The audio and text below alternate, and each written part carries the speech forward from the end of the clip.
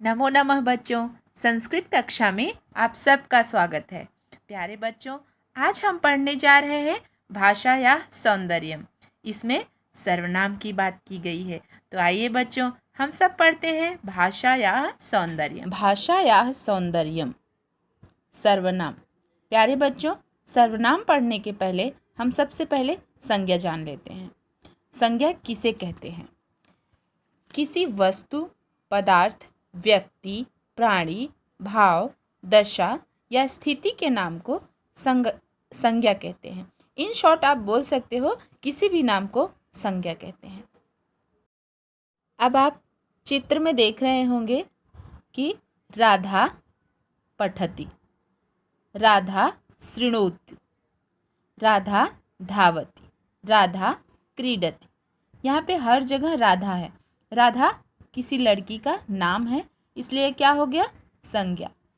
अब आप यहाँ पे देख रहे होंगे राधा पठति, यानी राधा पढ़ती है। अभी इस साइड में लिखा था राधा शृणोति, लेकिन इधर लिखा हुआ है सा शृणोति, यानी संज्ञा के स्थान पे सा का प्रयोग किया, स्त्रीलिंग में सा। तो सा का मतलब हो गया वह सुनती है। पहला है राधा पठति, राधा पढ़ती है। सा शृणोति, वह सुनती है। एषा धावति, ऐसा का मतलब भी यह होता है, यह दौड़ती है। यम क्रीडति, यह खेलती है। जबकि आप पहले वाले बॉक्स में देख रहे हैं कि लिखा हुआ है राधा पठति, राधा शृणोति, राधा धावति, राधा क्रीडति, यानी हर जगह संज्ञा का प्रयोग हुआ है। जबकि दूसरे वाले बॉक्स में नाम का और संज्ञा और सर्वनाम दोनों का प्रयोग किया गया है। तो प्यारे बच्चों, देखिए दोनों वाक्य समूहों में से सुनने में कौन सा अच्छा लग रहा है? मुझे तो दूसरा वाला अच्छा लग रहा है। और आपका कौन सा अच्छा लग रहा है?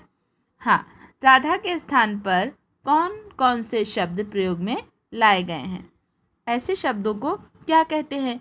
तो चलिए हम लोग जानते हैं।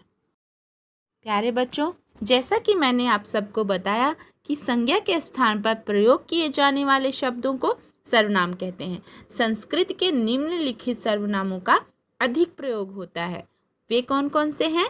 तद, एतद, किम, अस्मद, युष्मद, सर्व। प्यारे बच्चों, इन सब का मीनिंग ब्रैकेट में दिया हुआ है। इन सर्वनामों के रूप यहाँ केवल प्रथमा और द्वितीय विभक्ति में दिए जा रहे हैं। यानी कि जैसे मैंने आपको पढ़ाया था बालक का शब्द रूप या फिर राम का शब्द रूप, तो उसमें मैंने कैसे पढ़ाया था आप सबको कि प्रथमा से लेकर संबोधन तक पढ़ाया था। परंतु यहाँ पे प्रथमा और द्वितीय के ही शब्द रूप दिए जा रहे हैं। एक वचनम, द्विवचनम, बहुवचनम और पुल्लिंगम। पुल्लिंगम का सर्वनाम शब्द रूप है सह, तौ, ते, तम, तौ, तान, यानी प्रथमा विभक्ति और द्वितीय विभक्ति। फिर उसके बाद है स्त्रीलिंगम में प्रथमा विभक्ति सा, ते, ताह, ताम, ते, ताह। नपुंसकलिंग में प्रथमा विभक्ति तत्, ते, तानि। द्वितीय विभक्ति तत्, ते, तानि।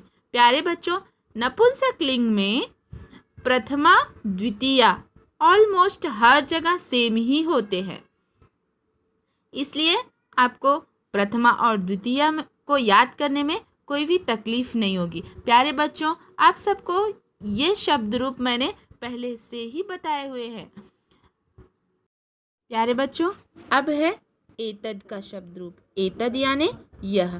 पुल्लिंग में एषः, एतौ, एते। द्वितीय है एतम, एतौ, एतान। एषः यानी यह, एतौ यानी ये दो, एते यानी ये सब। फिर है एतम, एतम यानी इसको, एतौ यानी इन दोनों को, एतान यानी इन सब को। प्यारे बच्चों, हमने जैसे ऊपर पढ़ा सह, तौ, ते, इसी में हम जोड़ देते हैं ए, तो क्या हो जाएगा? एषः, एतौ, एते। इस तरह से आप पढ़ोगे तो याद करने में आसानी रहेगी। फिर है एषा, पहले हमने पढ़ा था सा, ते, ताः। यहाँ पे हो गया एषा, एते, एताः। एषा यानी यह, एते यानी ये दो, एताः यानी ये सब। द्वितीय है एताम, एते, एताः। एताम यानी इसको, एते यानी इन दोनों को, एताः यानी इन सब को। फिर है नपुंसकलिंगम। नपुंसकलिंग में प्रथमा विभक्ति एतत् यानी यह, एते, ए दो, एतानि, ए सब। फिर है द्वितीय विभक्ति एतत् यानी इसको, एते यानी इन दोनों को, एतानि इन सब को। प्यारे बच्चों, अब है किम का शब्द रूप। किम क्या और कौन के लिए प्रयोग किया जाता है। प्यारे बच्चों, यह शब्द रूप बहुत ही महत्वपूर्ण है क्योंकि यह प्रश्न निर्माण करने में काम आता है।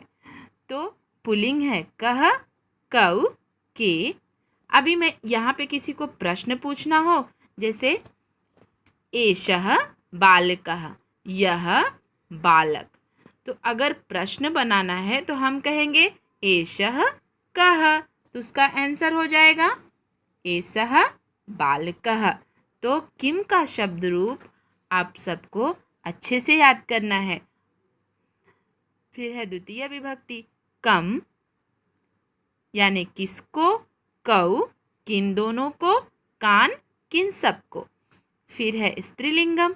स्त्रीलिंगम में का, के, काः, जैसे हमने ऊपर पढ़ा था सा, ते, ताः।